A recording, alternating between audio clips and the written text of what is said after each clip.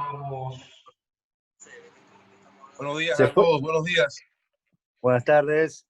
¡Qué caripelas! Extrañar estas caripelas. Good morning, sir. Good morning. Good morning, guys. ¿Cómo los extrañábamos? Bueno, vamos a hacer, buenas tardes a todos, vamos a ser muy puntuales como siempre. Mi nombre es Pablo Coleffi, junto con Daniel Maffei y con el gran aporte de nuestro querido amigo Carlos Morales. Quisimos hacer esto porque no lo queríamos perder. Gestión mediante de Daniel, podemos darnos el lujo de tener un monstruo, ¿no? Como lo que están viendo. Así que no hablo más, disfrutémoslos y para que pasen ustedes por los mensajes, esto también se ve por Facebook Live porque rápidamente se va a agotar y necesitamos darle a todos. Así que el que lo quiera seguir y no pueda entrar por Zoom, lo va a ver por Facebook Live. Así que muchas gracias, Daniel, adelante. No, simplemente agradecerle, bueno, a Carlos la colaboración, obviamente, y Carlos, transmitirle al coach Calipari nuestro inmenso agradecimiento por su predisposición. Bueno, no es más que para nosotros un tremendo gusto que nos podemos dar de escucharlo un rato y la sana envidia de no poder escucharlo mucho más, ¿no? All right, Coach, my partners were saying how grateful they are. It's a great pleasure to have you spend these minutes with us talking about basketball. And we're just going to go ahead, as I told you before, we're going to ask the questions in English and stop to translate whatever you answer. And I'm going to start with the first question, which is, what made you adopt the dribble drive motion offense as your main offense? Carlos, before I answer that, my experience in FIBA, coached in Argentina, we were in Brazil, we were in different places, and then, but my coaching the Dominican Republic national team in FIBA made me a way better coach. Why don't you tell them that first? Sí, dice el coach que antes de comenzar a contestar preguntas, él quería dejar saber que su experiencia en FIBA, dirigiendo al equipo de la República Dominicana, lo hizo mucho mejor coach, mucho mejor entrenador. If you, and I know you're basketball fanatics on this call, so I would tell you, if you watch where our world game is going, it looks more and more like FIBA. Si se fijan en este momento, como va el juego en este momento, como está desarrollándose, se está moviendo más hacia la FIBA cada vez más. When I went to the dribble drive, it basically was spacing. You can go ahead, coach. Yeah. Spacing while attacking the basket. We were trying to get either layups or threes. Okay. When I coached in FIBA, there were the same kind of principles, but we added much to it. Okay.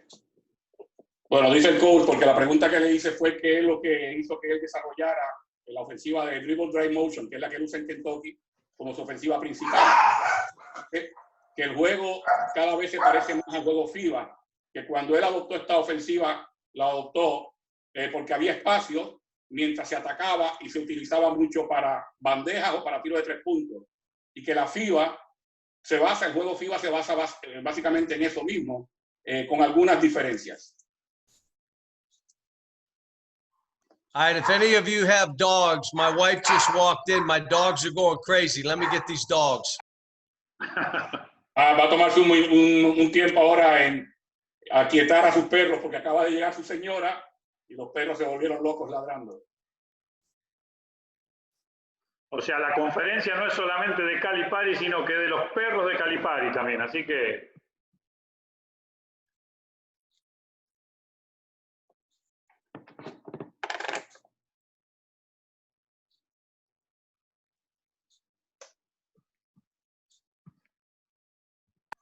All right, I got the dogs. They're little tiny dogs too, but I got them under control. The other thing for all you coaches, my whole career, there have been basic fundamentals that have never changed throughout my 30-some years of coaching. How we play has changed 15 times based on my team and my players. Sí. Dice que su carrera ha cambiado la forma de dirigir ya como 15 veces, porque él basa sus esquemas en su equipo y los jugadores que tiene disponibles. So I had a junior college coach come to me and show me the dribble drive, which totally worked against 5 passes before we shoot, 10 screens before we shoot, and was based more on spacing, attacking the rim, and shooting threes. Okay, un entrenador de colegio más pequeño, de junior college, vino a hablar con él y le presentó una ofensiva que iba todo lo contrario a lo que él había dado anteriormente, de 5 pases antes de lanzar, de 10 cortinas o 10 bloqueos antes de lanzar, que esto se basaba simplemente en el espacio y atacar para buscar los tiros de 3 puntos. Everybody said when I adopted it, you're nuts. You've won 75 whatever % of your games and you're changing. Yeah, but we started winning 90% of our games, and it opened up the game for my players and made them better. This going forward, it's always some form of dribble drive, but sometimes I have better post players. Sometimes I have better pick and roll players. Dice el coach que cuando él cambió a esta ofensiva, le dijeron, te volviste loco. Tú ganas el 75% de tus juegos haciendo lo que haces, pero no se dieron cuenta de que con esta ofensiva iba a empezar a ganar el 90% de su juego, que iba a desarrollar mejor a sus jugadores y que los jugadores iban a progresar bastante y que él también hace ajustes dependiendo de si tiene más jugadores que se puedan postear, pero ha basado su ofensiva en el dribble drive. There are teams, when we started using dribble drive in college, we were the only team. Now you have teams run it Coach, better than I ran it. This was Memphis, right? When you started doing it? Yes. Cuando empezó a correr el dribble drive en la Universidad de Memphis, el trabajo que tuvo antes de Kentucky, era el único equipo que lo hacía en todos los Estados Unidos en el baloncesto universitario. Él dice que hoy día hay varios equipos que lo hacen mejor que ellos. Again, the reason I went to it, it was the best thing. I had a bunch of guards.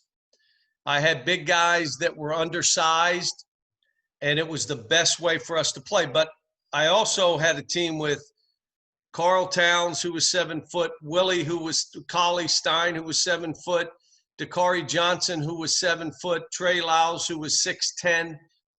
And to play 2 of those at a time, we did dribble drive principles, but played different. Dice que cuando comenzó a utilizar esta ofensiva era porque tenía muchos guards, muchos perimetrales que manejaban bien la bola y los internos no eran muy altos. Pero que más adelante ha tenido jugadores como Karl Anthony Towns, como Willie Stein, como Johnson, que son jugadores altos, que a veces él quiere jugar con 2 postes al mismo tiempo. Puede correr esta ofensiva, pero con ciertos ajustes.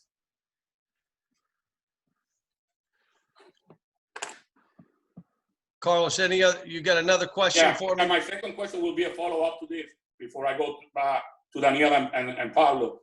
And it will be, what are the most important teaching points when preparing your team to run this offense? We teach our players to play downhill. It does 2 things. Playing downhill means you're not playing this way, you're playing that way. everything you're doing is trying to touch that lane. That's the most important thing, is we're driving to touch the lane. What it does for us defensively, while we teach it, it teaches us to stay in front of players who are playing downhill, which is the absolute hardest thing to guard. Okay. La pregunta que le hice al coach tiene que ver con cuáles serían los puntos importantes cuando se está enseñando esta ofensiva. Y dice que lo primero es jugar lo que él llama downhill, jugar cuesta abajo, es tratar de entrar a la pintura en cada penetración. Y que lo contrario de eso, defensivamente, es enseñar a tus jugadores a que no permitan que el jugador llegue en línea recta a la pintura o jugando downhill, lo cual dice el coach que es lo más difícil para hacer defensivamente. And I'm shifting to defense, but we can all teach our players how to play pick and roll defense multiple ways. It has two defenders. Screening, it is 2 or 3 defenders. But guarding the ball when the man is running downhill or you're closing out to a player running downhill, those are the hardest things to guard. And when you're teaching the dribble drive, they learn how to guard those two things. Okay, dice el coach que, por ejemplo, defender el pick and roll se puede defender con 2 o 3 personas y no es tan complicado. Tú puedes enseñar eso bastante fácil, igual que cómo defender los bloqueos indirectos. Entre 2 y 3 personas se puede hacer, pero defender la pelota, frenar 1 contra 1 a un jugador, tanto en penetración como cuando lo haces el cierre al tirador para luego defenderlo, eso es lo más difícil. Por lo tanto, cuando tú estás corriendo esta ofensiva, a la misma vez estás enseñando a tus jugadores, desarrollándolos en poder trabajar mejor esas destrezas del cierre y de trabajar 1 contra 1 en defensa. Daniel. Sí, preguntarle qué opina, cuál es su opinión con relación a la propuesta que hay de una expansión del draft de la NBA. Yeah, Coach, Daniel wants to know what's your opinion of expanding the NBA draft to more rounds? Well, I don't like it. The reason is the players that are in the first 2 rounds, if you're in the second round, you're not in the league long. If you're in the first 7 or 8, 9 picks, you're in pretty good shape sometimes. It's a high percentage. Later in the round, it starts moving down. Second round is not good.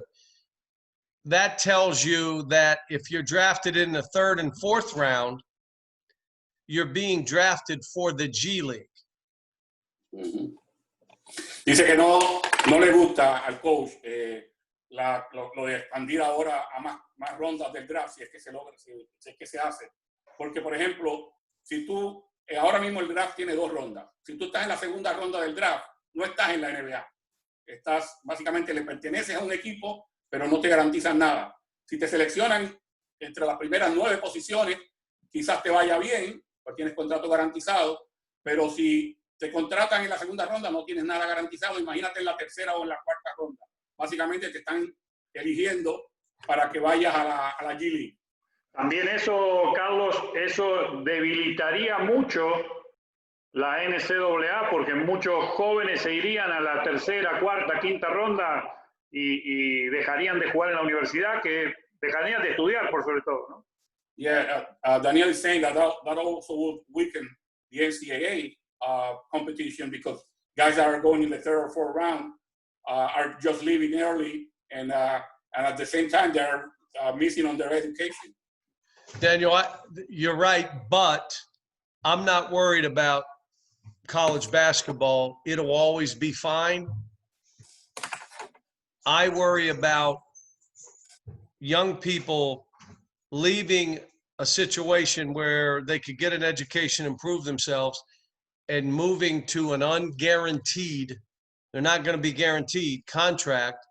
And if they're in the G League, they're going to make $50,000, $60,000. And you're going to be playing in you know, out of the way bus trips and, you know, it's just, if any of my players, if I think they're in the first round, I encourage them to go. Even if it hurts me in our university, go. But when you start talking third and fourth round, you're encouraging kids to stay. Yeah, and there's just, it's not, it's just not there. Sí, dice el comentario de Daniel que que Daniel está en lo correcto, pero que eso no es lo que le preocupa a él. A él no le preocupa que su equipo se vaya a debilitar o que el básquetbol universitario se vaya a debilitar porque siempre van a estar bien. A él le preocupa que jugadores pierdan la oportunidad de una buena educación para irse a jugar en la G League por 50 o 60 mil dólares, a estar en viajes en autobús y demás, cuando pudieran estar en un mejor ambiente. Que si son jugadores que se van a ir en la primera ronda, él siempre les dice, váyanse, no importa cuánto me perjudique a mi equipo, porque él los exhorta a que vayan y que hagan buen dinero, pero no para una tercera o cuarta ronda. Carlos, let me add one thing. I'm for high school players being able to go right to the NBA. I'm all for that. You're probably talking 5 to 8 or 9 kids that could do that a year. The others should get an education. Está a favor de que jugadores que salen de la high school, de la preparatoria, secundaria, vayan directo al draft de la NBA como era en el pasado. Los que hay entre 5 y 9 jugadores cada año que pudieran ir directo. Los otros, él prefiere que vayan a la universidad y reciban una educación. Carlos, ¿cuáles son los principales motivos por el cual él rechazó ofertas muy importantes para regresar a la NBA? Coach, what's the main reason why you have rejected offers to going back to coaching the NBA? When I went to I don't know if you guys know, they tell what a great career I have. I was in the NBA once. Yeah. And I got fired. Sí. Que si saben la gran carrera que estuve una vez en la NBA y me votaron, dice. Now, I'll tell you, it was a lockout year, and the year before we went to the playoffs. I like to brag a little bit, but I got fired. Hubo un año en el que fue a los playoffs y el año que lo votaron fue el año de la temporada cortada. Así que le gusta por lo menos presentar eso, pero que lo votaron. So I was hired in the NBA because they were trying to build the value of the franchise so they could sell it. La razón principal por la que lo contrataron a él en la NBA, el equipo de los New Jersey Nets, era porque estaban tratando de elevar el valor adquisitivo de la franquicia y luego de elevar el valor, vender la franquicia. And it worked. We went to the playoffs. Our last 12 games were sold out. They made a lot of money. And then I got fired by the new owners. Y funcionó porque pudieron ir al playoff. Los últimos 12 partidos de la temporada fueron todos vendidos. Hicieron mucho dinero, pero luego vendieron el equipo y los nuevos dueños lo echaron, lo botaron. So I just said I'm not going to put myself ever in that position again to where I'm trying to build a championship organization and their mindset is build the value and sell and forget about me. And I'm at an age now that, you know, it'd have to be something really unique for me to leave Kentucky.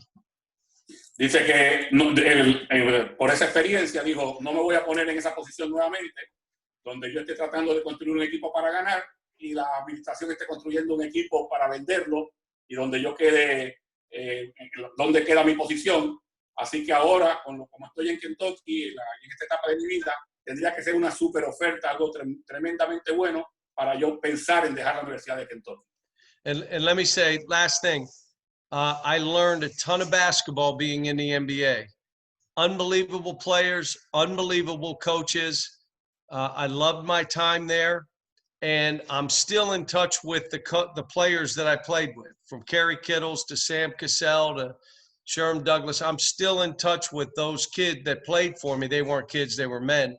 The one thing I did, you know, if you know what I'm about, it's players first. We make every decision based on players. In the NBA, our goal was each player a career year every year. Ok.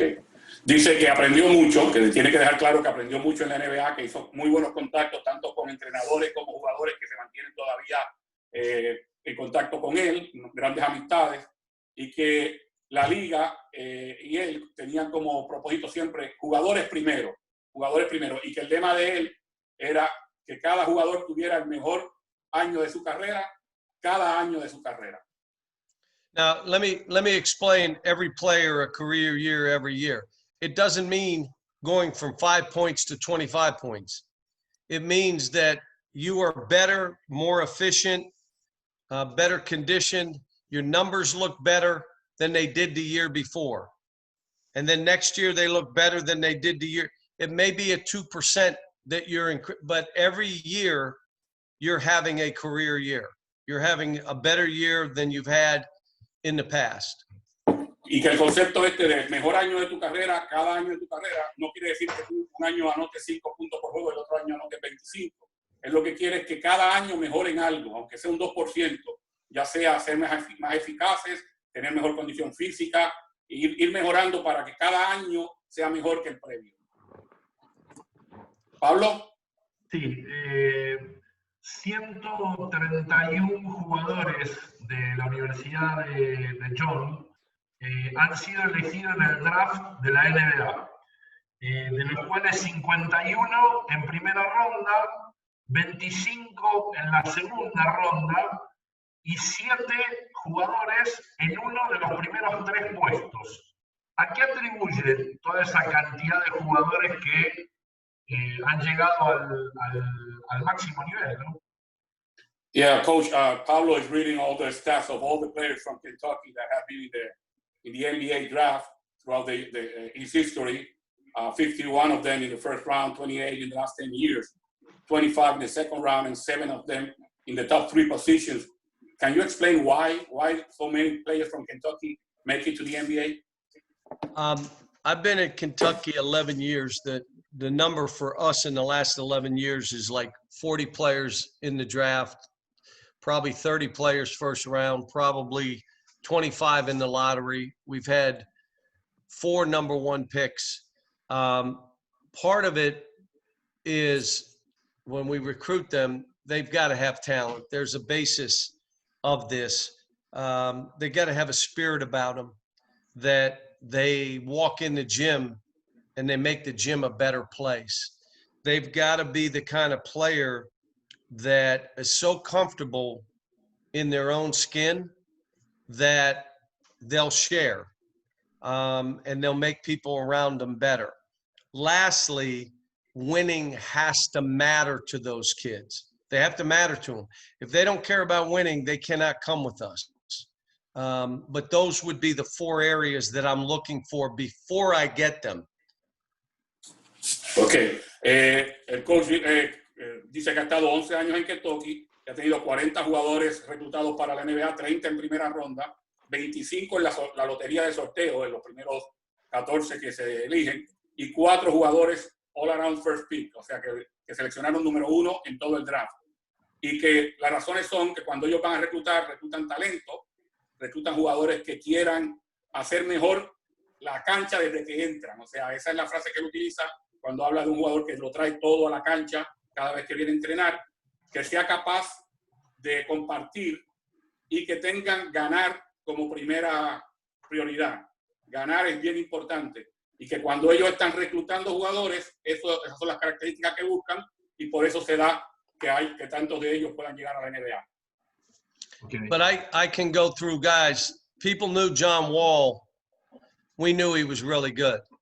People didn't know that Karl Towns was going to be that good. They did not know that there was no chance that Devin Booker would leave in a year. No chance. DeMarcus Cousins couldn't leave in a year. Anthony Davis, when you saw him, you knew he was unique. But I want to tell you now, he was our 4th leading scorer on that team. He weighed about 185 pounds when we got him.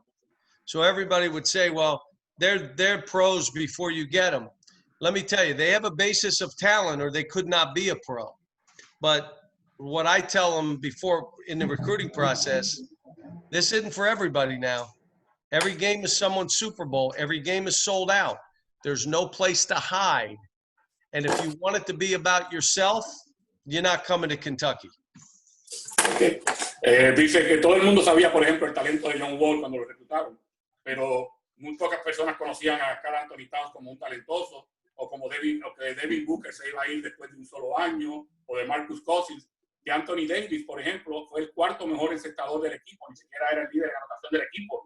Cuando llegó al equipo, era un jugador sumamente delgado, sí tenía mucho talento, pero que mucha gente dice, es que tú reclutas jugadores NBA, sin tener en cuenta lo que hay que ponerle a esos jugadores, ¿no? Porque él le dice a los jugadores cuando los va a reclutar, hey, Kentucky no es para todo el mundo, no hay lugar donde te puedas esconder, todos los partidos van a estar televisados, todos los partidos van a estar llenos, no te puedes esconder, tienes que jugar para ganar todo el tiempo y tienes que jugar para progresar, y que esa es la clave. Coach,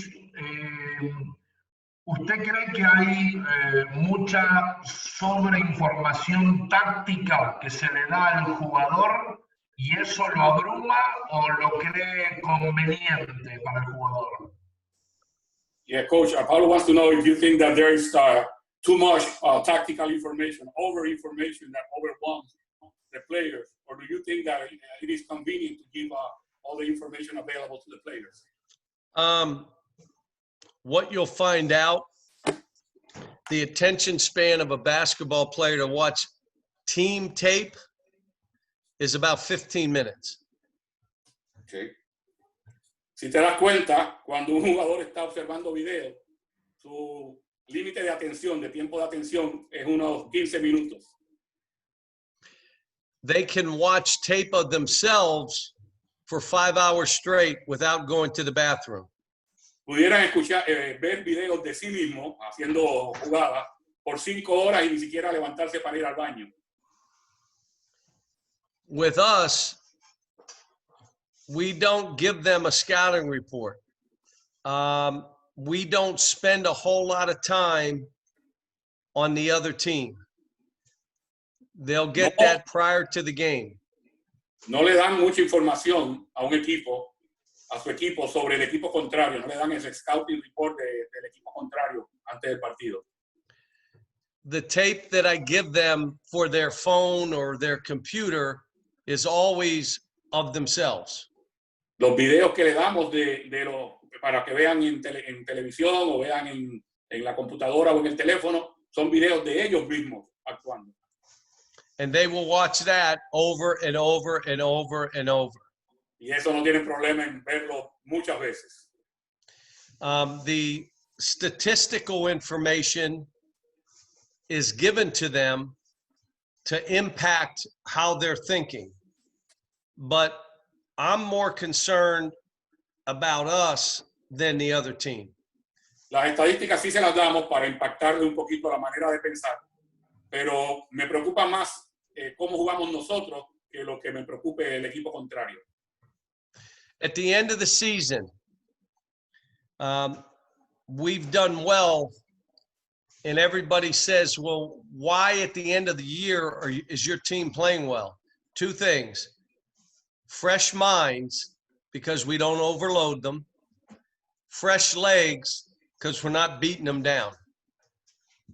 Muy interesante, Coach. That's very interesting. Dice que al final de la temporada siempre sus equipos están jugando muy bien y que la gente le pregunta a él por qué juegan tan bien. Y él da dos razones. La primera es frescura de mente. La mente está limpia, está fresca porque no los hemos sobrecargado de información. Y las piernas están frescas también porque no los hemos sobrecargado en el entrenamiento. Okay, thank you. Coach, in my case, I've got a couple more questions for you. Okay, you already talked about defending one-on-one, defending down the downhill one-on-one dribble penetration, but what's your philosophy of defense and how do you defend the middle pick and roll? And the reason I ask this is because you know that most teams in the world now are playing middle pick and roll. It's funny. This is our sport is a copycat sport. Yes. And so what'll happen is someone will start one way and then they'll try something different. I imagine you remember the Team USA. I can't remember who they were playing against when Mike Krzyzewski just started coaching, and the other team went middle pick and roll Greece. 40 straight times, and there were no answers. Right. So where it's going now is they're dropping the big man to the foul line area and encouraging you to take pull-up jumpers. That's the major way. We're chasing, we're forcing one way, and we're trying to tell the big guy, you stay in front and drop and make him take a jump shot. We don't always play that way, but when I had Anthony Davis and Carl Towns and Nerlens Noel and Willie Cauley, they were so good at guarding that, kind of takes all the gaps away. But I've have other big guys that it was better that if we tried to slow the ball down and go up and play him.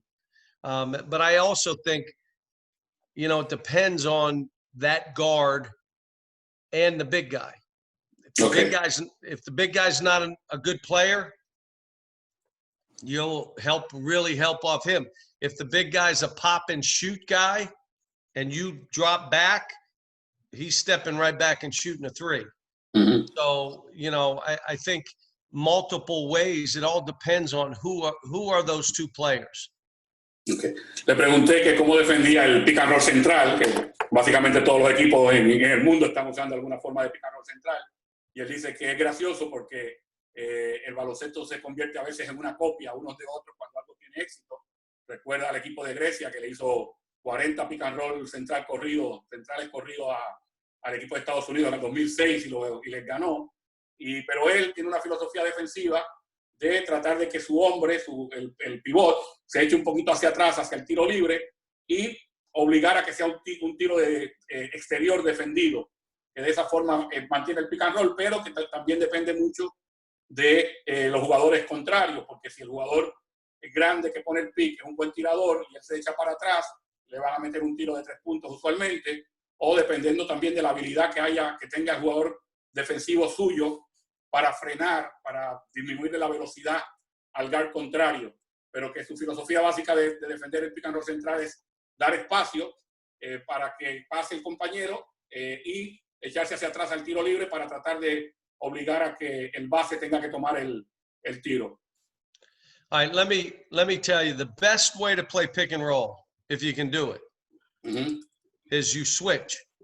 Okay. If your big can stay in front of the guard and your guard can play that big for a few steps, that's the best way because you take away pick and roll. The question then becomes, what do you do when your big man rolls and your guard's not big enough to play him? We'll call that scramming, and we're yelling it. Scram, scram, scram. That means we are releasing that big man who's rolling to the nearest big man to pick him up, and then we will scram out and have the guard who switched off take the smallest man left. Okay. Dice que la mejor manera que él ve de defender el pick and roll es cambio. Siempre que se pueda hacer un cambio, siempre que el grande pueda frenar al pequeño en el pick and roll y que el pequeño defensivo pueda tocar por un momento al jugador ofensivo grande. El problema es cuando el jugador ofensivo grande va al poste bajo, que tú no lo quieres siendo defendido por el pequeño, así que lo que hace inmediatamente es que grita scram, que no es otra cosa que un cambio rápido, donde el próximo grande que haya se meta en la pintura a defender al que hizo el rol y el pequeño se vaya a buscar al perimetral que esté suelto lo más rápido posible. Eso es la forma como le gusta defender ese pick and roll. We'll do scramming from a high angle pick and roll because it's a little easier, much tougher on the middle because you almost have to release the guard because you're going to have to go guard that far wing. And if you're in the middle of the court, you got no chance. So it almost means we're zoning up. That's only if your big can guard the guard. That's the only way you can do it. because if not, the guard will get right into the lane. Usualmente esta defensa de cambio, a él le gusta más hacerla cuando es un pick and roll de ángulo, que viene a 45, porque en el medio es mucho más difícil. Si pasa en el medio, número uno, la razón principal por la que él cambia es porque el grande pueda defender al pequeño. Si no se puede defender al pequeño con el grande, él no cambia. Pero él cuando cambia desde el ángulo, es mucho más fácil hacer el scrum. Pero cuando es pick and roll central, básicamente lo que hacen es que se meten en una zona, todo, porque ese scrum, ese cambio donde el pequeño tendría que ir a defender en el perímetro después de ayudar adentro, sería muy largo y daría muchos tiros abiertos. Así que ese pick and roll central, se meten en una zona, pick and roll que venga de un ángulo, es mucho más fácil hacer el cambio con el scrum. The reason I like teaching it, even if I'm not using it every game, it makes people talk. You have to talk.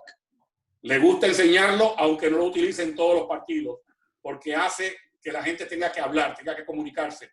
Y tú quieres hacer cosas que obliguen a tus jugadores a comunicarse. Carlos, discúlpame, me meto en esa misma pregunta, considerando que esa situación de cambio genera dos mismatch, ¿sí? O sea, del grande defendiendo al chico afuera y del chico defendiendo al grande adentro. Y que hay en el mundo hoy, creo que un 80%, con suerte un 20% alimenta al grande. El 80% son decisiones que toma el pequeño, tirando sobre el grande o atacándolo.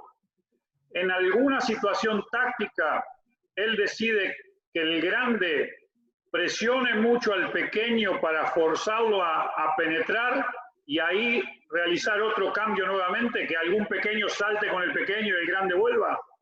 ¿Me entendés la pregunta? Deja ver si traduciéndola la entiendo. Bueno. Daniel wants to know, because when you switch, right, he says there are going to be two mismatches at the same time. A small man guarding a big guy, and a big guy guarding a small man in the perimeter.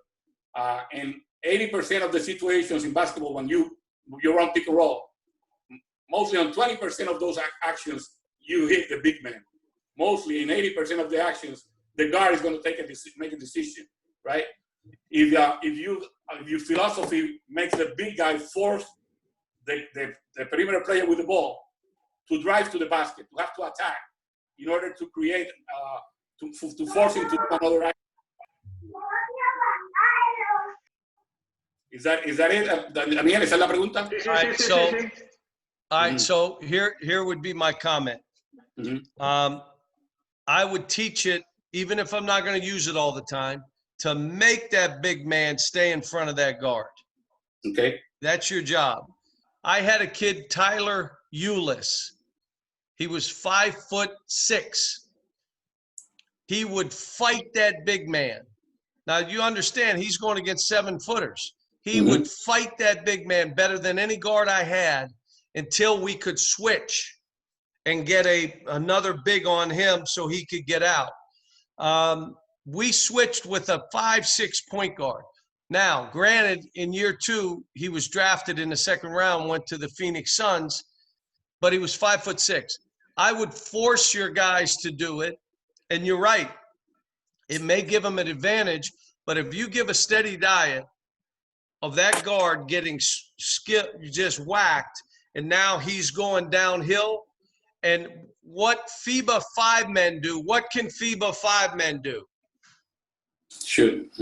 So if you help too much on the guard and they throw back to that 5, boop, we lose. So we're trying to say, how would we we're making that 5 score next to the goal. I know you can shoot threes. You're not shooting threes. Okay. Dice que siempre enseña al grande a tratar de mantenerse frente al jugador pequeño, que él tuvo la situación con este muchacho Tyler Rios, que era un jugador de menos de 1,70 m, que finalmente fue a la NBA, y él cambiaba con él, sabiendo que iba a estar marcando a alguien de 2,10 m, 2,13 m, cambiaba.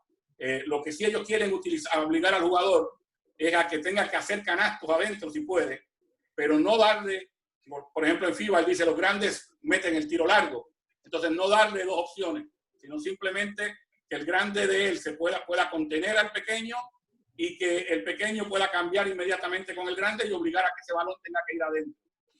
Yep. All right, let me add one other thing, Danielle, that if the guard is the best player, go ahead, Carlos, say that. Y el guard, el que sale del pick and roll es el mejor jugador. We may trap and rotate to everybody else. Podríamos doble marcar inmediatamente saliendo del pick y de ahí entonces rotar hacia los otros jugadores. If the big man is the best player, Si el hombre grande es el mejor jugador, we may be switching and figure out how do we guard him. We don't want him to get an easy look. If he's out, the guard can stay on him. If he rolls in, we'll scram and the nearest big will take him and we'll scram to the other guy. si el grande es el mejor jugador, tenemos que pararlo a él. Así que cambiamos inmediatamente de marca. Si se queda en el perímetro, nos quedamos con el pequeño defendiéndolo. Si va a tratar de postear, si sigue en el rol y trata de postear, hacemos el scrum para que un hombre grande lo marque inmediatamente y cambiamos. Esa es la forma. Here's what the NBA is doing now. Esto es lo que hace la NBA hoy día. They're saying we're going to give up a mid-level contested shot. Vamos a dar el tiro a media distancia defendido. Eso es lo que cuando se está en la NBA se va a dar algo, se da el tiro a media distancia defendido. We're going to drop the big. Vamos a hacer que baje el grande. And we're going to chase over. Y vamos a pasar por arriba la cortina. And the big is going to go back to his if he has to, or have a rotation on the weak side. But they're going to give up some mid-level. They don't want to get the point guard coming off shooting a three. They don't want to throw back for a three.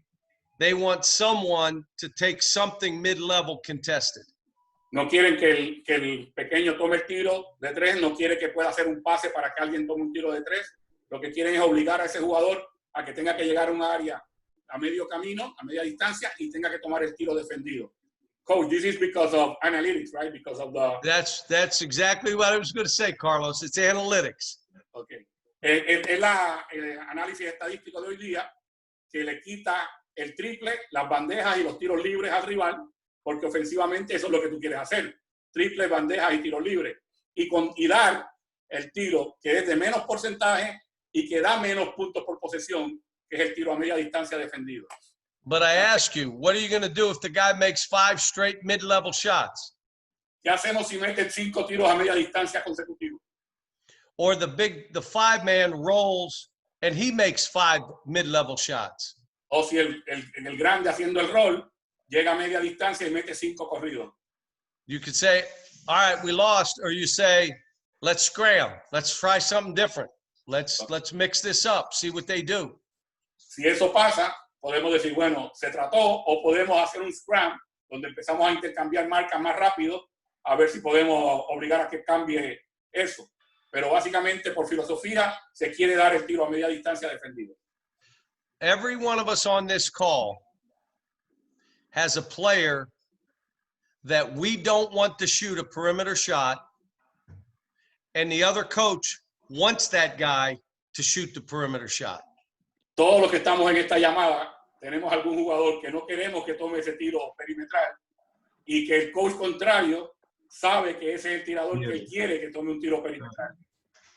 And the guy shoots the ball and you say, why did you do that? And he says, I'm wide open.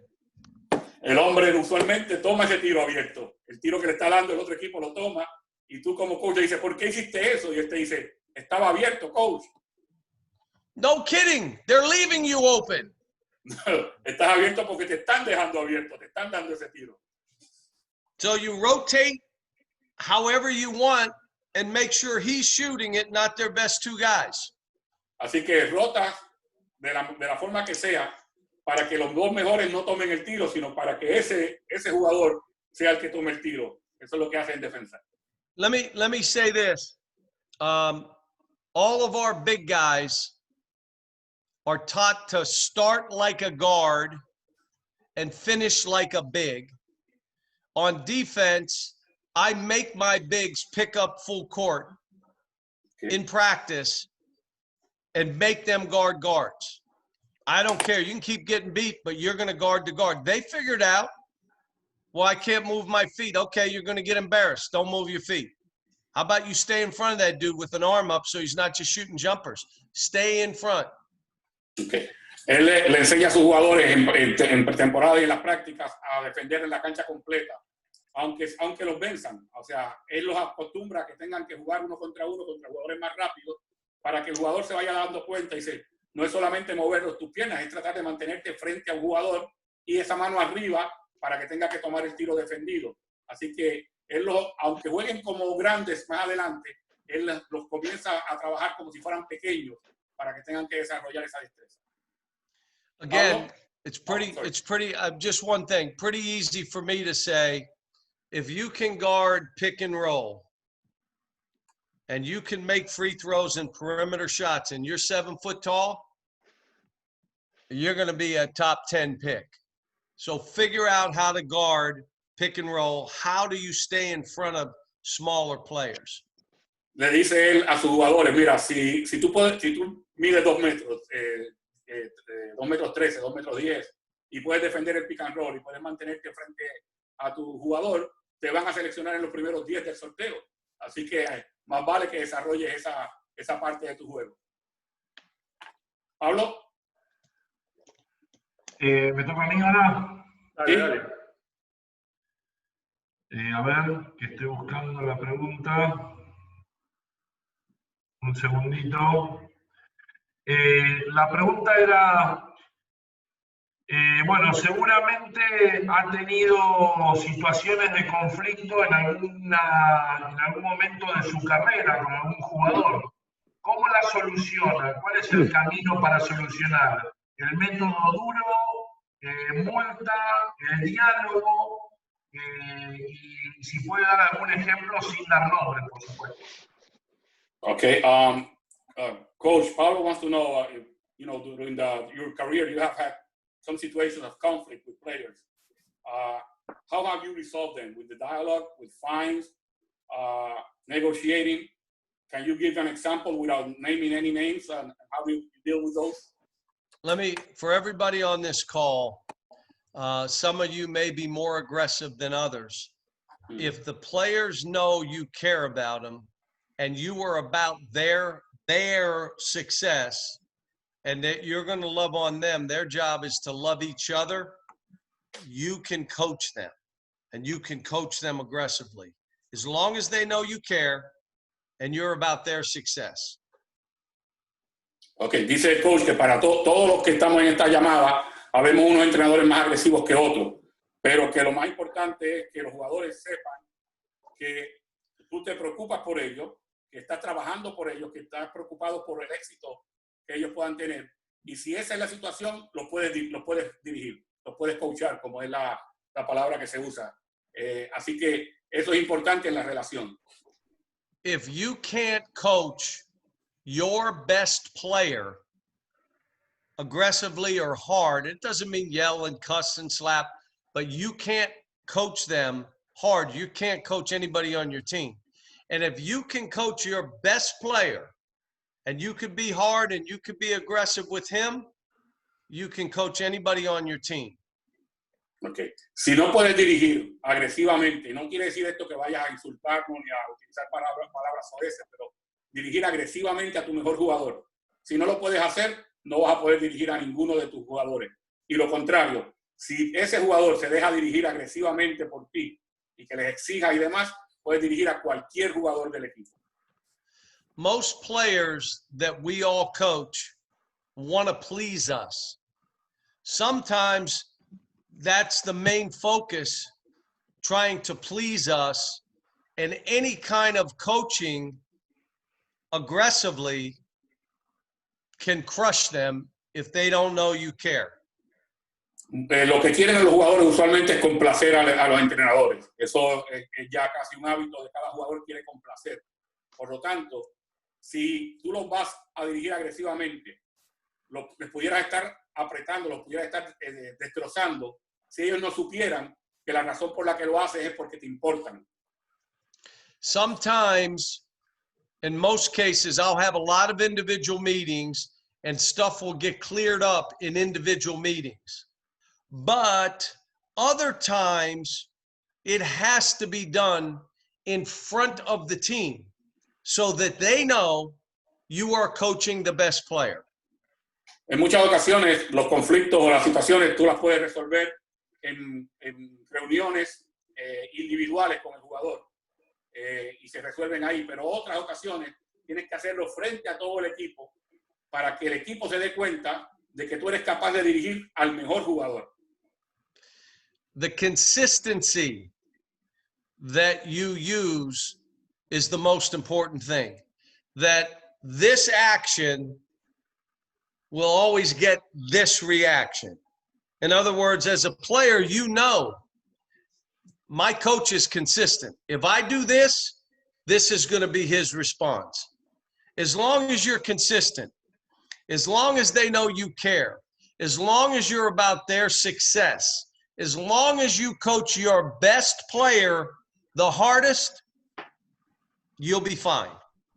La consistencia es lo más importante, que se sepa que esta acción va a traer esta reacción de parte del coach, porque los jugadores ya sabrán qué esperar. Si yo actúo de esta forma, mi coach va a actuar de esta forma. Por lo tanto, consistencia, que me importen mis jugadores, que esté preocupado por el éxito y que yo sea capaz de dirigir a mi jugador más importante, a mi mejor jugador. Esas son las cosas que tienen que tener en una relación interjugador y coach. Bien. Bien. Coach, ¿cómo está compuesto su staff de Kentucky y si les da mucha trascendencia a la estadística avanzada? How's your staff, your coaching staff composed, and if you give a lot of importance to the analytics? The analytics I will read based on the other team, and sometimes I want to read it on our team, but I'm not focusing on just analytics because I'm watching the game. The second thing about staff, I want people around me who are strong in areas that I'm weak, that can take on maybe offensive or defensive positions. So one may be working more on defense, one more on offense. And where in practice, I run the practice, but keep staff involved. All of us, it's different in college. We all have to recruit. If we don't have good players, I don't care what our pick and roll defense is, it will suck. If our players suck, guess what? Our team's going to suck. So we got to recruit. Ok, dice que su staff, él trata de escoger los que sean fuertes en las áreas donde él es débil. Y usualmente en su staff tiene alguien que se especializa en la defensiva y alguien en la ofensiva. Que aunque él corre los entrenamientos, es importante tener involucrados a todos los entrenadores en la práctica. Y que lo que se hace en universitario es que todos tengan destrezas de reclutar. Porque lo más importante en el baloncesto es tener talento. Si no tienes jugadores talentosos, a tu equipo no le va a ir bien. Y en cuanto al tema analítico, él dice que sí, él trata de darle importancia a las estadísticas avanzadas en términos de lo que hace el otro equipo y algunas cosas que él hace, que hace su equipo, pero que no le da demasiada importancia porque una cosa es ver las estadísticas avanzadas y la otra cosa es observar el juego. Y a él le gusta mucho observar el juego y tomar decisiones basado en eso. Ok. Bueno, Carlos, hay una corriente bastante fuerte que se pregunta todo el tiempo si no sería ya momento de que los jugadores universitarios reciban dinero, pensando que son los principales actores de un negocio, digamos, millonario. ¿Cuál es la opinión que él tiene sobre eso? Yeah, Coach, Daniel wants to know what's your opinion about the reasoning that college players should get paid since they are part of the big enterprise that generates billions of dollars. Should they get paid? Well, yes, I think they should, but how we do this, my suggestion, and again, the NCAA never listens to me, but my suggestion is They own their name, image, and likeness. They should be able to sign autographs, take pictures, and sell their stuff. They should be able to speak at different functions and be paid. And, you know, if someone says, will you come to our birthday party, we'll pay you, that's fine. And their social media, they're influencers now. They should be able to deal with that. My belief is the money that they make should go into a fund. The first 50,000 should be used by their parents and their family for travel and other things, getting to games and all that. And the rest they should get when they leave college, so they stay amateur. So yes, I think so, but there's got to be a way to keep our sport intact. Okay. Sí, dice que él está de acuerdo en que se le pague, pero que él tiene una sugerencia. Dice, la NCAA nunca me hace caso, pero tengo una sugerencia de cómo se haría eso. Y es que el jugador sea capaz de monetizar, de mercadear su imagen, ¿no? Tanto las redes sociales, porque los jugadores se han convertido en influencers, como la firma de autógrafos, como presentaciones públicas, que se les pague por eso, que se utilicen los primeros $50,000 para que vayan a sus padres, para que los padres puedan viajar y mantener la familia y demás, y puedan ir a los partidos de ellos, y que el resto se guarde hasta que el jugador salga de la universidad, para que durante el tiempo que está en la universidad mantenga su estatus de amateur. Que esa sería la forma como él lo haría.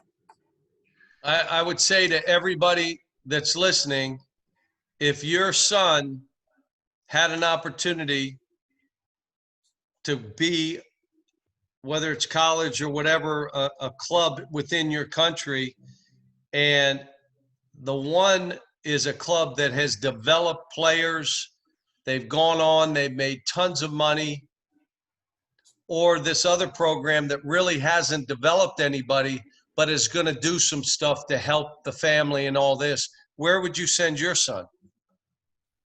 Una buena pregunta que tiene el coach es si tú estás en un programa que va a desarrollar a tu jugador, a tu hijo, por ejemplo, si eres un padre, y va a desarrollarte en un programa que no tiene mucho dinero, pero tienes otro programa, ya sea en el sistema de clubes o en el sistema universitario, que no tiene la facilidad o la habilidad para desarrollar a tu jugador, pero tiene mucho dinero y se lo va a hacer llegar.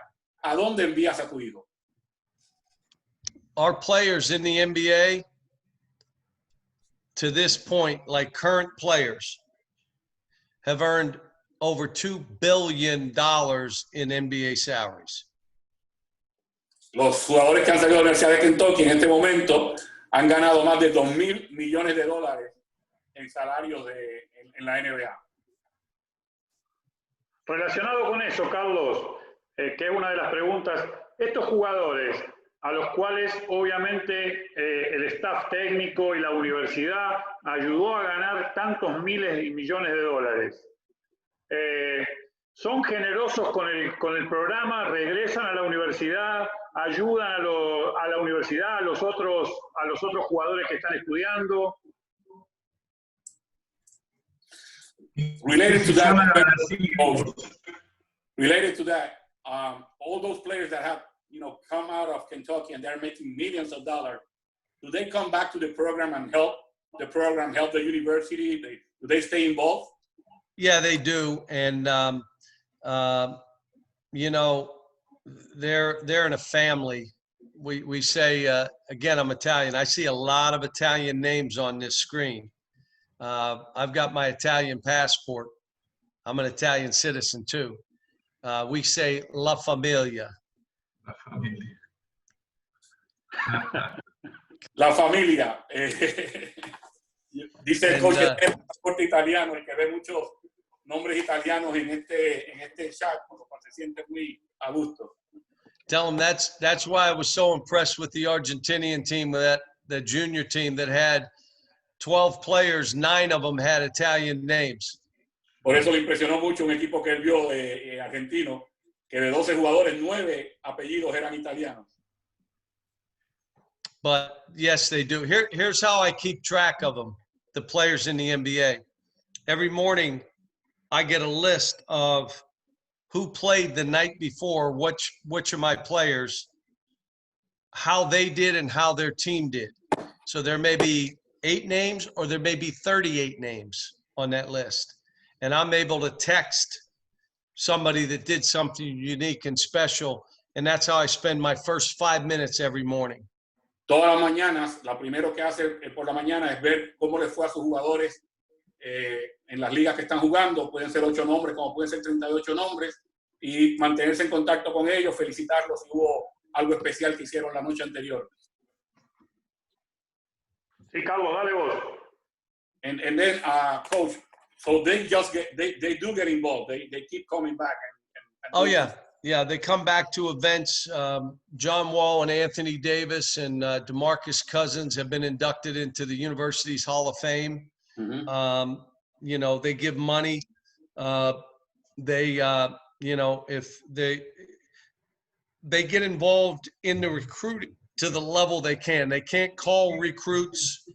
They can't do that. But if, you know, they're out there and they're ambassadors for us.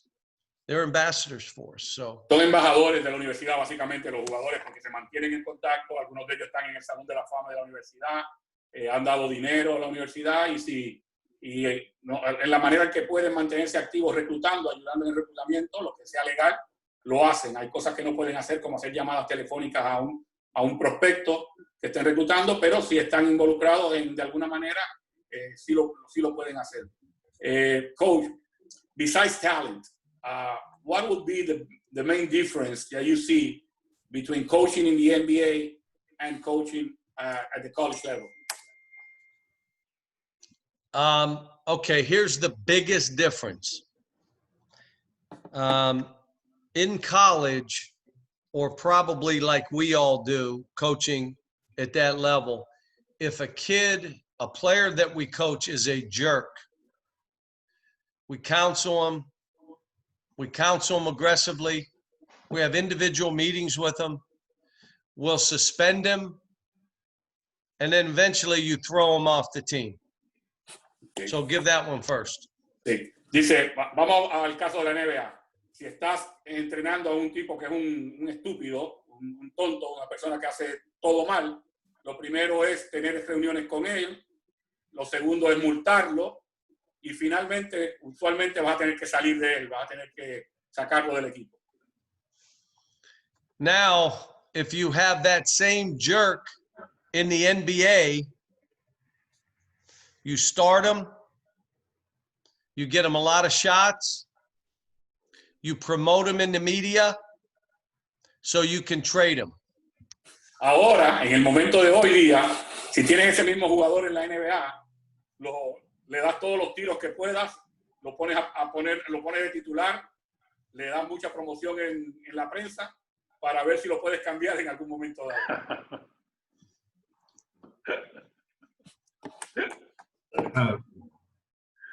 Now, ¿alguna otra pregunta, Daniel o Pablo? Sí, a mí ¿cuál es su opinión de la inclusión en la NCAA de entrenadores sudamericanos, europeos, pensando no tanto en su programa, porque su programa, la mayoría de los jugadores van para la NBA, pero la mayoría de esos jugadores que están en la NCAA terminan jugando en ligas europeas o en ligas sudamericanas y a lo mejor no están preparados porque los entrenadores, la mentalidad de los entrenadores no es la misma, ¿no? Okay. How do you see college teams hiring more European or South American coaches thinking about this? Not in your program, because in your program, the good kids all go to the NBA. But there are a lot of programs where good players don't make it to the NBA. They end up in Europe or South America. But maybe they are not so prepared to the culture because the mentality of the coaches is not the same. How do you see more coaches from those countries coming to college basketball? Well, let me just say this. I've got Olivier Sarr, who's from France, and I will tell you that there are rules that are coming in the NCAA, transfer without penalty. There's some other things that are going to happen that for the first time, I am going to start recruiting more in Europe and in South America. I haven't done that in the past. when that happens, that's when the coaches from South America, from Europe, now all of a sudden it's like, if we want to recruit these areas, we got to get these coaches. So I'm just telling you that I'm making a concerted effort now to say, all right, we need to do something different at Kentucky now. If this happens, I'll give you the example. They take kids out of high school to go directly to the NBA. Mm-hmm. They go to 4 rounds in the draft. The players that are left are not going to help us win, and they can transfer without penalty. I look at this and say, all right, what's a bigger pool of players? For us now, that means we start doing more in Europe and more in South America, which means for all of you on this call, the value of having that kind of coach on your staff now becomes really important. So it's a good question. Dice que es una buena pregunta. Él sí tiene un asistente francés, pero se da cuenta de que las reglas están cambiando bastante en la NCAA y que por los cambios que hay de reglas, él, que en el pasado no lo ha hecho mucho, personalmente va a empezar a reclutar más jugadores en Europa y en Sudamérica. Inclusive, por ejemplo, si se va a una 4ª ronda del draft, van a haber menos jugadores disponibles. O sea, va a haber que ir a buscarlos más en el exterior y él va a ir a mucho más Europa y Sudamérica, y eso le da mucho valor a los entrenadores que están en esta llamada. O sea que el entrenador foráneo tendría mucho más peso porque se va a empezar a reclutar mucho más en sus países. Hay algunas preguntas del chat, no sé, Carlos, si vos las estás leyendo, si querés alguna, puedes leerla. Coach, Pablo was opening to some question of people that we have here, but before I do that, I want to tell you again what I told you before we went public, which is that Willow Colon is listening to this call right now. He wanted to say hello, so I wanted to get you tell him I said hello. He's hearing you, right, Okay. Willow? Okay. Now, any question? ¿Alguna pregunta que haya del chat? Vamos a ver aquí.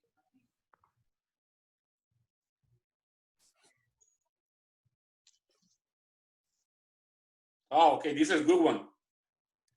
Coach, would you like to see players that make themselves eligible for the draft? They don't get selected in the 2 rounds of the draft, to be able to come back and play in the NCAA, in the college basketball. Yes, and I presented that to the NCAA, and I kind of got laughed at. La pregunta que estaba en el chat es si le gustaría al coach ver jugadores que se hicieron elegibles para el draft y no fueron seleccionados, que pudieran regresar a la universidad y seguir jugando su carrera universitaria. Y dice, sí, estoy de acuerdo, sí lo presenté en la NCAA y se me rieron en la cara.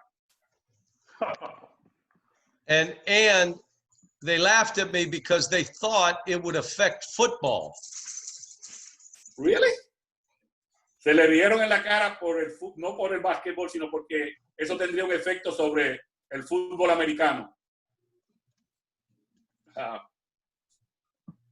Okay, another question that we have here, I think is interesting, is that when we started talking about your dribble drive motion, you said that in all your years, you changed the way of coaching like 15 times. If you could mention some of the other ways that you coached before. Well, we used to play where we had an early offense, and if we didn't score in the early offense, we would then run set patterns, and a pattern would be there were quick hitters. So we go to a quick hitter after we went early offense, motion, quick hitter. That was our sequence. Ok, una forma como, la pregunta que estaba en el chat, que me parece muy interesante, es que originalmente cuando le preguntamos sobre el dribble drive motion, él dijo que en su carrera ha cambiado como 15 veces de forma de dirigir y que si nos podía decir alguna de esas formas. Dice, cuando empecé mi carrera íbamos la ofensiva de transición, llegar jugando, como le llaman hoy día. Si no hacíamos nada, íbamos entonces a un pequeño motion, y si no, teníamos esquemas muy cortos, lo que llaman quick hitters, esquemas cortos para atacar. Esa era la forma como dirigía él en los comienzos de su carrera.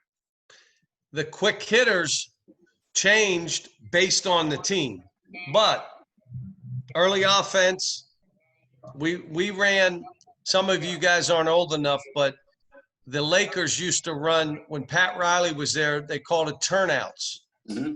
So they would run, and they would run a turnout. So two guys would run the wings. The big would stop, and the other guy would run off. That was a turnout. And then they'd run a pin down on this side. That was our early offense. We always would run with a big out. Con la ofensiva primaria que ellos corrían, cuando llegaban jugando, utilizaban una ofensiva de los 80 de los Lakers, que le llamaban turnout, donde los jugadores se cruzaban, los dos jugadores que iban corriendo por los carriles se cruzaban, los grandes se quedaban abiertos por un momento para luego ir y poner un bloqueo vertical para sacar el tirador. Esa era la ofensiva temprana de ellos. And then the quick hitters were based on that team, so we changed a bunch. And then we went to an early offense of up, when I went to Memphis, get it up the court as quick as you can, and then get it to the other side of the court. That was our early offense. Las ofensivas cortas que tenían cambiaban dependiendo del personal que tuvieran, pero luego, por ejemplo, cuando llegaba a Memphis, lo que hacía era que llevaba el balón lo más rápido posible para un lado de la cancha y lo cambiaban de lado, y esa era la ofensiva temprana que tenían. We then went to the dribble drive, but it was different because when I first ran it, only two players were allowed to drive.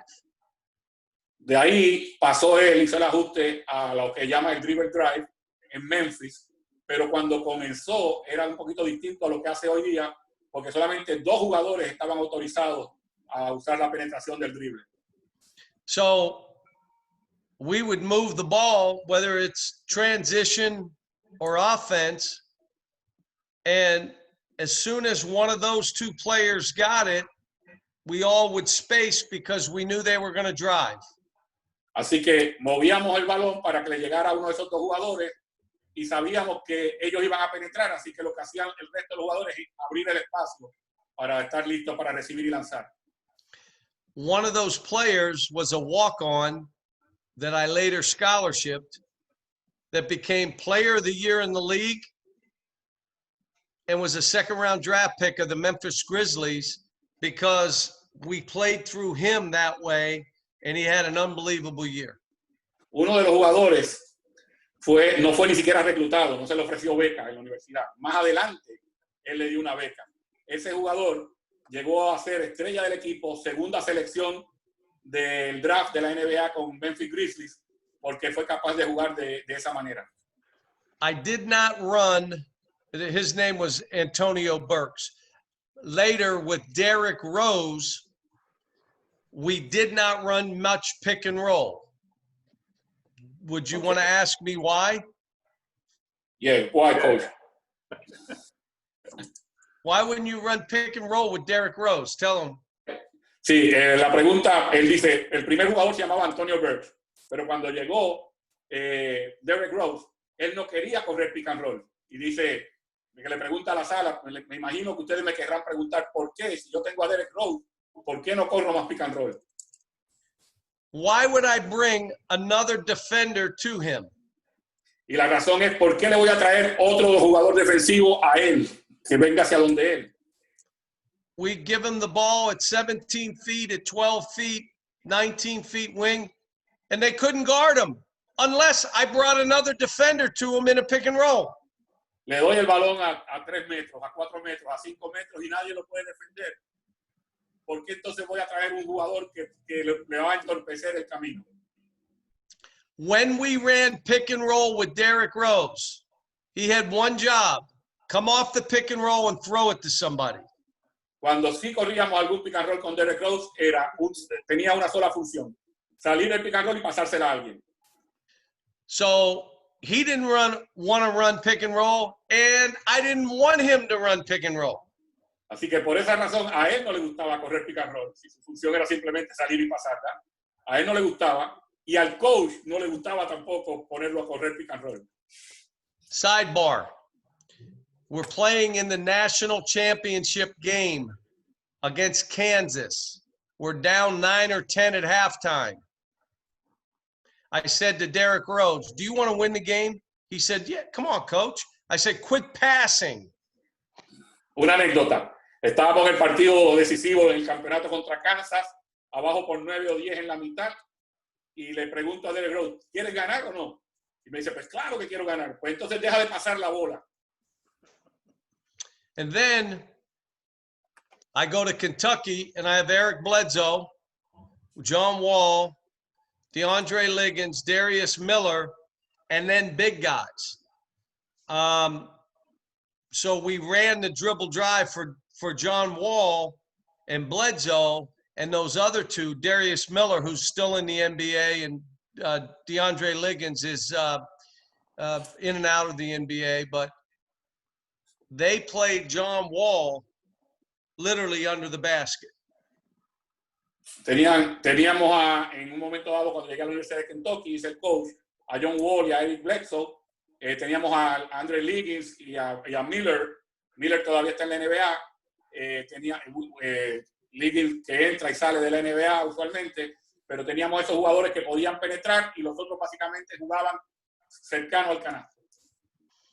So with John Wall, we had to do stuff in the middle of the court, cutting people so that he would have lanes, because they just would drop a man back.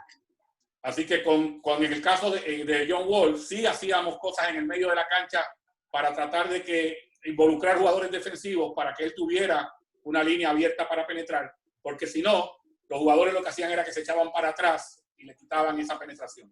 All right, so let me give you, historically, I've done this 30-some years. Most of my teams have had 5 scorers in double figures. La mayoría de los equipos del coach en su carrera, de más de 30 años, han tenido 5 jugadores que anotan 10 puntos o más de promedio. The ones that were good but not great would have 4 players in double figure scores. En los equipos que tuvo que no fueron tan grandes, pero que fueron buenos, usualmente tenía 4 jugadores que anotaban 10 puntos o más de promedio. We would shoot, on average, more free throws, or I'm sorry, we would make more free throws than the other team shot. En promedio, encestábamos más tiros libres que los que intentaba el rival. Which meant we were more aggressive. Lo cual quiere decir que éramos más agresivos. Our shooting percentage would go anywhere from 41 to 49%. Su porcentaje de campo usualmente estaba entre el 41 y el 49%. We would average anywhere from 14, 15, 16 assists and 11 or 12 turnovers. If you looked at the stats for 30 years, they look the same. Usualmente promediaban entre 14 y 16 asistencias y alrededor de 12 pérdidas de balón por partido, que podían buscar las estadísticas y por 30 años parecían exactamente iguales. We want to be first in field goal percentage defense. Querían ser primeros en defensa de campo, porcentaje de campo permitido al rival. Rebound margin.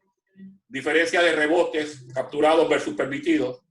We want to be last in steals. Y queríamos ser últimos en robos de balón. We want to give you one tough shot. Queríamos darle un solo tiro que fuera defendido. And then we're going to rebound it and run up your back. Y luego íbamos a rebotear y a correr. It's not brain surgery. No es cirugía cerebral. Esa es la... Sí. Carlos, bueno, vamos a ir ya haciendo las últimas preguntas. En mi caso, le quiero hacer 2 preguntas en una. La primera, si conoce el básquet argentino y qué es lo que conoce. Y la segunda es qué piensa del estilo de juego del small ball. Okay. Coach, we're just about to let you go. You have been so gracious. Pablo had two questions. First of all, if you know about Argentinian basketball, what do you think about Argentinian basketball? And the second one would be, what do you think about small ball, that trend that is developing now? Well, first of all, let me do the second question. Mm-hmm. I want to play small ball with 5, 6, 9 players. La primera pregunta que quiere contestar es la segunda y dice, me gustaría jugar small ball, pero con 5 jugadores que midan entre 2 metros 3 y 2 metros 6. We switch every pick and roll. Cambiaríamos todas las cortinas. We could roll people in the post whenever we want. Podemos ir al poste todas las veces que queramos. 5, 6, 9 guards. 5 jugadores de 2 metros 6 que sean todos perimetrales. This year, my team, we got to play this year. I could be starting 2 6'7" guards, a 6'9" wing, a 7-foot center, and a 6'8" 4-man. Este año vamos a tener 2 jugadores en el perímetro de 2 metros, otro jugador de 2 metros 3 y un jugador de 2 metros 13 en la posición de pivote. And they're all basketball players. They're not just big. Todos son los que llamamos jugadores de baloncesto. Solamente que son altos, son grandes, pero son jugadores de baloncesto. Well, and you asked me about Argentina. I already told you I love Argentina because there's all kind of Italians there. I'm an Italian citizen. I got my passport. But I'm that team that was in the Olympics and what they did together. And then Argentina rode that team for how long? 15 years? Yep. Something like that? Something like that, yeah. I was looking at the younger players because I was saying, where's the next wave? Because that's what's going to happen. The thing that happened in the Dominican Republic, we needed more guards. We needed guards. You're going to win in FIBA. Whoever has the best guards, you need a big guy or two, but you got the best. Puerto Rico always had great guards. And that's why they won. They rode that group of guards. How long, Carlos, did you ride those guards? Well, there have been 2 stages. In the 90s, we got the guards for like 10 to 15 years. And then in the 2010, 2000, Barea and Arroyo were there for about 15 years each. I mean, and I had to coach against those 2. Yeah. I mean, what? And then the big guys were, who was the big kid, 7'5"? Who was he? Daniel Santiago? Yeah. No, you're talking about PJ Ramos. Yeah, Ramos. I mean, but it's the guards. Mm-hmm. And what Argentina, you had 5s that could shoot and all that. But now it becomes, where's the next wave? I think FIBA, Canada, should be one of the next teams to be able to jump up. They should. If they don't, shame on them.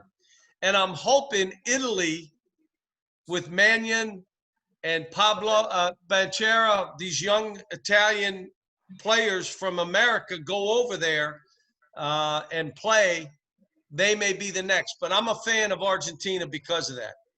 Dice que es un hincha de Argentina de siempre, de esa generación dorada que fue que ganó medalla de oro olímpica, que estuvieron juntos como por unos 15 años, que en FIBA hay que tener buenos bases y escoltas perimetrales, que quizás esa fue la debilidad de República Dominicana, que Argentina y Puerto Rico siempre han tenido buenos jugadores de la posición de base y escolta, que es importante incluso ver ahora cómo se va a generar la segunda oleada de jugadores argentinos, que a él le gustaría mucho también que a Italia le vaya bien, que tienen un par de bases italoamericanos, pero que siempre ha sido hincha, siempre ha sido fanático del básquetbol argentino. Carlos, una pregunta. ¿Cuáles son algunas de las debilidades que él nota de los jugadores que ingresan al programa? Y si él ve que es constante, o sea que si esas debilidades son bastante parecidas en todos los jugadores que ingresan al programa. One question that Daniel has is, what are the weaknesses that you think that players that come from high school to your program bring with them And if you see that those weaknesses repeat themselves, that a lot of players have the same weakness. The biggest weakness, the gap is they don't really know what it means to be in great condition, and they know they just stop. So the game's going on and they'll just all of a sudden stop. And most of it is because their habits led to them to do it, and they're not in great shape. And then none of them have mastered their craft. So there's no consistency to their game. And we go 5-6 months before we really get them in the mindset they need to be in. Ok, dice que la debilidad principal es falta de condición física cuando vienen de la high school al college, que de momento como que paran de jugar y es porque tienen malos hábitos y que no hay consistencia en su juego, que le toma a ellos como 5 o 6 meses lograr que consigan consistencia en el juego. ¿Algo más, muchachos?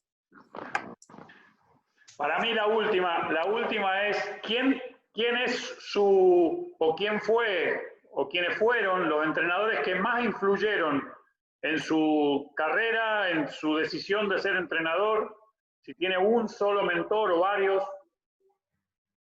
The last question, and this will be the last question, Coach, is Daniel wants to know who was your mentor, or if you had various mentors as coaches that influenced in your career.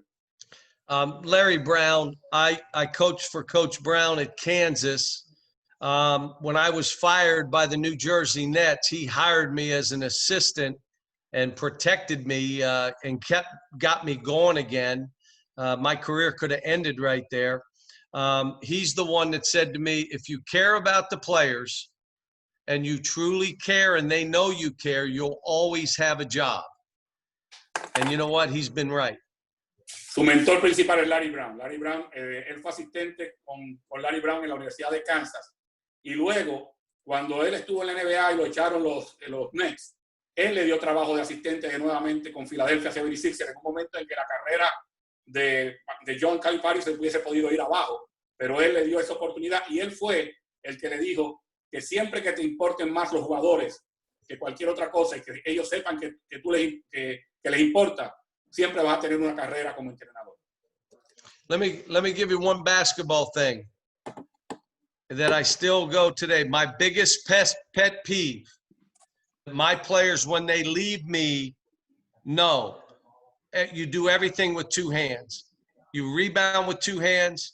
You catch with 2 hands. If you're in my practice and you one-hand catch, boop, get on the line. We don't play that way. Carl Towns told me he's 3 more rebounds per game because every ball he grabs with 2 hands because it's his habit. That's what I learned from Larry Brown on the basketball court, other than sharing 5 double-figure scores, all that stuff. Everything with 2 hands. If you walk in my practice, you would say, wow, he's really on it. It's one of the major things that I've done that I learned from him. Algo que, si fuéramos a hablar de algo técnico-táctico que aprendió de Larry Brown, aparte de tener 5 jugadores que promedien 10 puntos o más y demás, pero lo más importante para él y lo que enfatiza es que juega con 2 manos, se recibe el pase con 2 manos, se rebotea con 2 manos. Carl Anthony Towns, por ejemplo, le dice, coach, agarro 3 rebotes más por partido en la NBA gracias a que usted me enseñó que todo se hace con 2 manos. Que si él fuera a hablar algo táctico o técnico, más bien, que aprendió de Larry Brown, siempre es la cuestión de hacerlo todo con 2 manos, la recepción. So, Coach, I think that will take care of everything for this afternoon. You have been so gracious. We're so grateful that you've been able to share this time with us. From my part, it's a big pleasure talking to you and learning from you, because even though this is all not a clinic as such, only questions and answers, we got a lot of information basketball-wise from you. Pablo, Daniel. No, aquí hay muchos entrenadores de toda América que le queremos agradecer a Mr. Calipari, y personalmente con Daniel lo queremos invitar oficialmente a que venga a Argentina de vacaciones a conocer nuestro país.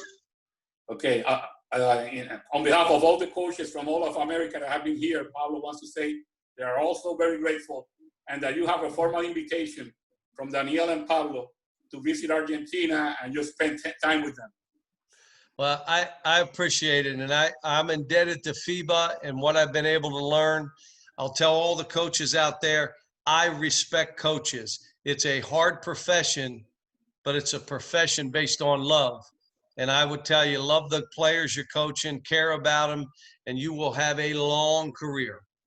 Okay. Dice que agradece también, él tiene mucho respeto por los coaches de FIBA y que sabe que esta es una profesión muy sacrificada y muy fuerte, pero que sabe que también si tú demuestras amor y que te importan los jugadores, vas a tener una carrera muy fructífera y muy larga. Thank you, coach. Simplemente decirle gracias. Gracias. Always to say thank you, coach. Thank you so much. Thank you. Thank you, coach. Appreciate it. Thanks, guys. Gracias, muchachos. Nos vemos en una próxima, no sabemos cuándo. Gracias, Chao. Daniel. Gracias a todos. Gracias. Chau, chau.